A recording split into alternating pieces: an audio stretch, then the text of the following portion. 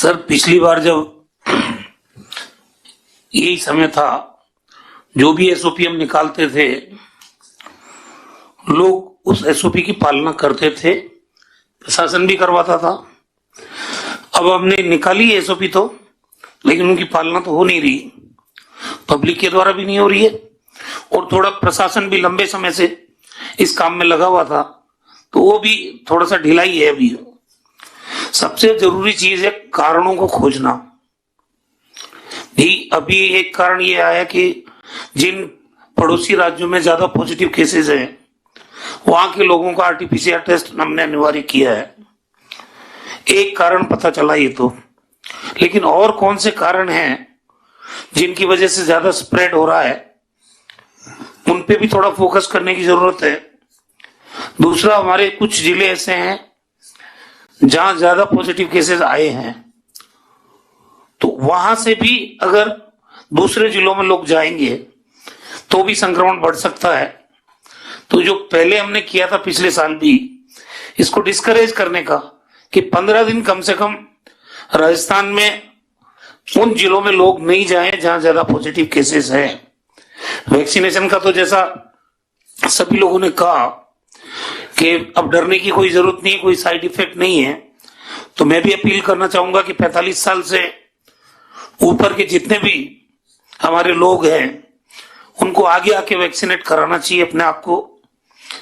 Main चीज ये है कि सख्ती हमको करनी पड़ेगी। जब तक हम सख्ती नहीं करेंगे तब तक ये संक्रमण रुकने वाला नहीं है। 15 दिन की सख्ती से अगर ये चेन को हम ब्रेक कर सकते हैं तो हमको सख्ती करनी चाहिए। सख्ती में एसओपी तो अच्छी निकलती है। आज जो सुझाव हमारे प्रमुख शासन सचिव ने दिए हैं वो भी अच्छे हैं, लेकिन सवाल ये है कि उनका कड़ाई से पालना उनकी सुनिश्चित कैसे हो, उस पे अभी एक सुझाव आया कि रेस्टोरेंट खुले में होने चाहिए। अभी गर्मी पड़ रही है, दिन में रेस्टोरेंट में एसी चला के अंदर ही खा सकता, बाहर कैसे खाएगा खाना आदमी। शाम के टाइम आप 9 बजे बाद रेस्टोरेंट बंद कर रहे हो, तो 7 से 9 बजे तक आप बाहर के प्रोविजन कर सकते हो। तो मेरा ये मानना है 15 दिन अगर रेस्टोरेंट बंद भी हो जाए तो कोई फर्क नहीं पड़ता। कुछ सख्त कदम हमको उठाने पड़ेंगे, वरना एक बार ऐसी स्थिति हो जाएगी, क्योंकि पिछले साल के जो डाटा थे, आंकड़े थे, उनकी तुलना अगर इस साल के आंकड़ों से करते हैं हम, तो ज्यादा भयावह तस्वीर है इस साल की। और हम लोग और पब्लिक भी समझ नहीं पा रहे कि खतरा कितना बड़ा है। हमारे पास तैयारियां पूरी की हुई है साल भर की, कोई दिक्कत नहीं है। प्राइवेट हॉस्पिटल का जैसा अखिल जी ने कहा वो भी कर लिया जाएगा, लेकिन वो तो तब है जब संक्रमण बढ़ेगा। हम लोगों का फोकस होना चाहिए कि संक्रमण को हम किस प्रकार रोकें। एक बार ये चैन टूटनी चाहिए, और उसके लिए कितनी भी सख्ती करनी पड़े तो करनी चाहिए। मेरा तो ये सुझाव है। धन्यवाद। अच्छा सुझाव आपका। मैं समझता हूँ कि आज की जो समीक्षा बैठक थी इसको ओपन रखी गई पब्लिक के लिए भी, और मेरे पास जो अभी आंकड़ा आए हैं करीब 1,86,000 लोग देख रहे हैं इसको। इसके मायने कि लोगों को एक बात की चिंता है कि वास्तव में सरकार क्या कदम उठाने जा रही है, और उसी रूप में मैं समझता हूँ कि एक से एक बढ़ के सुझाव दिए लोगों ने। और एक कॉमन जो मैसेज निकला है सबकी बातचीत से, उसमें ये है कि हमें कुछ सख्ती करनी चाहिए।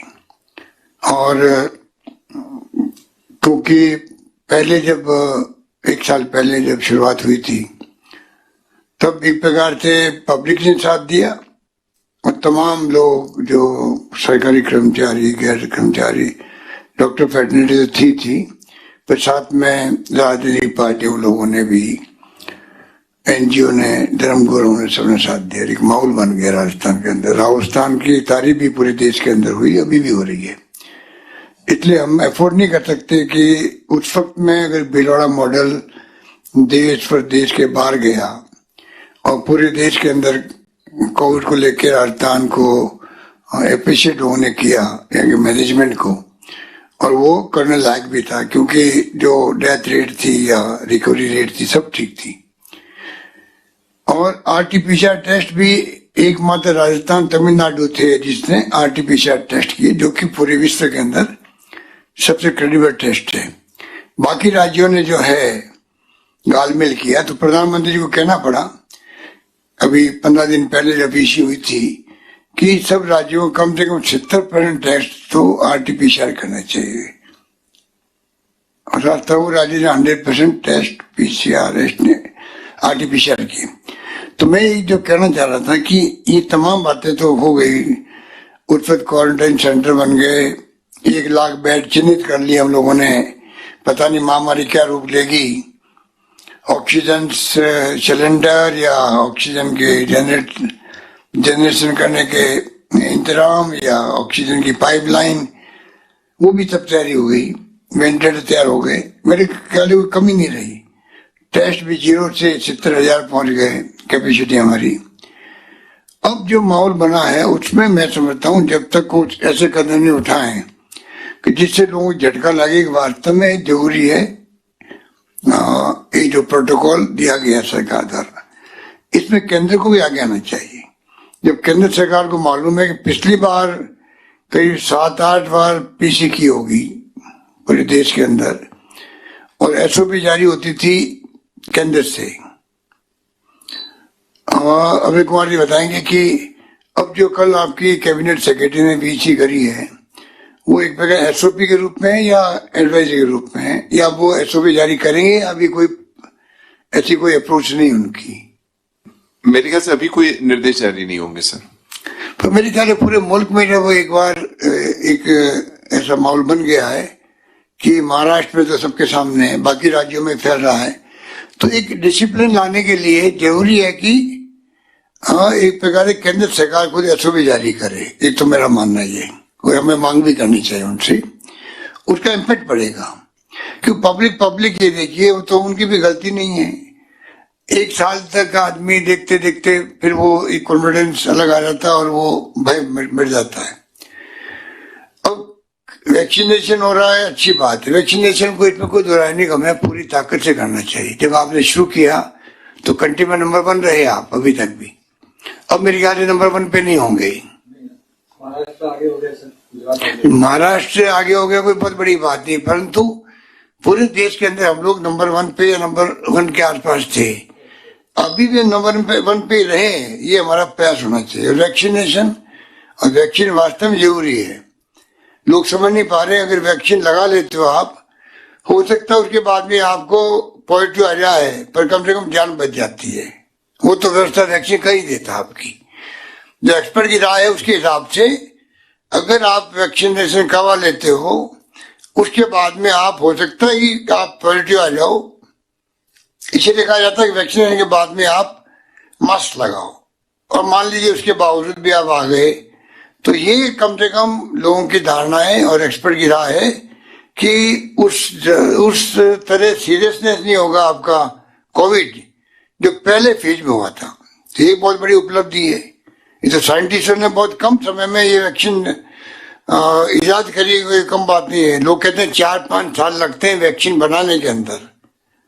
इस बार साल भर के प्रयास में वैक्सीन आई है दुनिया के अंदर, सब मुल्कों के अंदर, कि पूरी दुनिया में एक साथ में ये कोरोना और कोविड-19 आ गया था। इसलिए आज मैं कहना चाहूंगा कि मैं तो लगातार मेरे ट्विटर हैंडल से देता रहता हूँ, फेसबुक पे भी डालता रहता हूँ, कोई जो जानकारी मिलती है देश विदेश की, मैं लगातार संपर्क रखता हूँ लोगों से भी, कि जिससे कि लोग एजुकेट हो सके। आज जो सब लोग जुड़े हुए, मैं सबसे अपील करना चाहूंगा कि आप लोग सब जो है वैक्सीनेशन के लिए भी, और जो प्रोटोकॉल बना हुआ आपका ये इसका कोविड का, इसको बहुत सीरियस लेना चाहिए।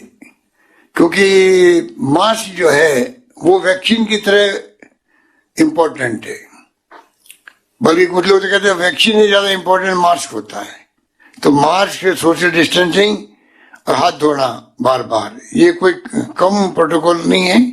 इसकी पालना करने के लिए हमें वापस माहौल बनाने में आप सबको इमदाद मदद करनी चाहिए। और क्या प्रोटोकॉल बनता है वो भी हम लोग आजकल में तय करेंगे आपस में बात करके केंद्र से भी, कि केंद्र के कोई विचार बना है क्या या बनेगा।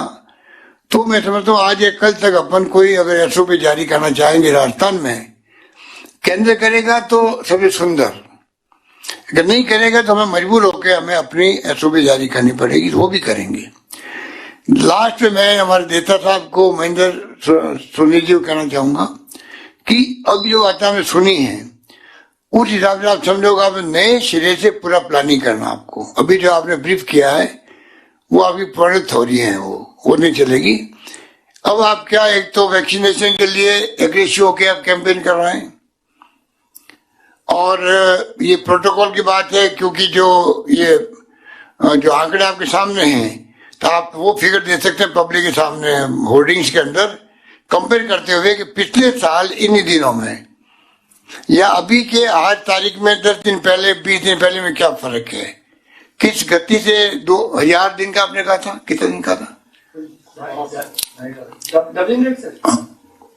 हमारा सर 2000 से भी ऊपर दिनों का हो गया। 2000 दिन 2500 दिनों का हो गया सर। 2500 दिन का मतलब हो गया कितने साल हो गए सर? 2500 दिन हो गए सर, 7 साल सर।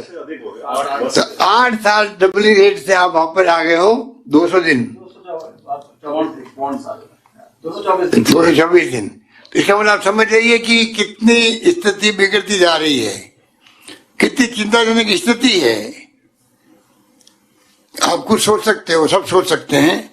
तो हमारी जो टीम बैठी हुई डॉक्टरों की, वो लगातार जब कभी बुलाते हैं शॉर्ट नोटिस पे भी, तो बाकायदा आके वो अपना कंट्रीब्यूशन देते हैं। मैं उनका शुक्रिया अदा करता हूँ और उम्मीद करता हूँ कि राजस्थान में हम लोग जो है नए सिरे से लोगों का आह्वान करेंगे, लोगों को समझाएंगे, और मुझे उम्मीद है कि हम लोग कामयाब होंगे। और कोरोना को आखिर में, कोरोना जंग में आखिर विजय राजस्थान की होगी, क्योंकि रेस्पॉन्स भी अच्छा रहा है और लोग जो है उसको पसंद भी किया, इस जो ओपन किया हमने उसको। और मैं समझता हूँ अगली बार भी जब कभी हम वैसे तो हम कई बार करते हैं, पर जब कभी डॉक्टर्स और सब लोग बैठ के बातचीत करना चाहेंगे तो हम और भविष्य, निकट भविष्य के अंदर भी हम बीच को ओपन रखेंगे, जिससे अधिक से अधिक लाखों लोग जुड़ सकें। और क्या हमारे एक्सपर्ट की राय है, क्या हम लोग सोचते हैं, क्या हम लोग कार्रवाई करने जा रहे हैं, उसकी जानकारी पब्लिक को मिलनी चाहिए। ये सोच के हम लोग इस वीसी को ओपन रखना चाहेंगे अगली बार भी। और इस रूप में हम सब मिलके, जैसे आपने कोरोना के वक्त में जो किया था, लोगों की मदद की थी, इमदाद की थी एक दूसरे की, खाने की, पीने की, राजस्थान सतर्क है, कोई भूखा नहीं सोएगा, उसके हिसाब से मैं समझता हूँ कि उस वक्त लोगों ने कोई कमी नहीं रखी, एनजीओ ने भी कोई कमी नहीं रखी, खाने में, पीने में, सबको सूखा राशन पहुंचाने में। सबने मिलकर हमने लड़ी लड़ी और फिर हम कामयाब हुए। अब ये लड़ाई जीते हुए की जंग कहीं हम हार नहीं जाएं, ये चिंता लगी हुई हम सबको है। इसलिए जीती हुई जंग को जीते हुए रहो, ये मेरी आप सबसे गुजारिश है। आप सबका सहयोग चाहिए, ये बात कहता हूँ, अपनी बात समाप्त करता हूँ। धन्यवाद।